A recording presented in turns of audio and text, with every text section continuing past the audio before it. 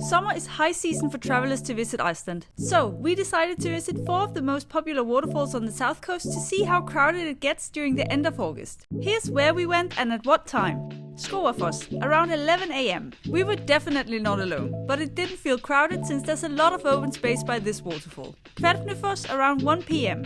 There was a steady flow of visitors, but it definitely wasn't crowded. Gljúfrabúi, also known as the Hidden Waterfall, around 5:30 PM. Not bad. We waited just a couple of minutes to enter the cave. There were other visitors in there as well, but since it's kinda wet, people don't take too long to get their picture taken. Seljalandsfoss, around 6:30 PM. Seljalandsfoss was definitely the most crowded waterfall this day, which is why we waited to visit until later in the evening. It's a really amazing waterfall, and walking all the way around it from behind is a super cool experience. Be aware that this trail behind the waterfall closes during winter since it gets very icy and dangerous.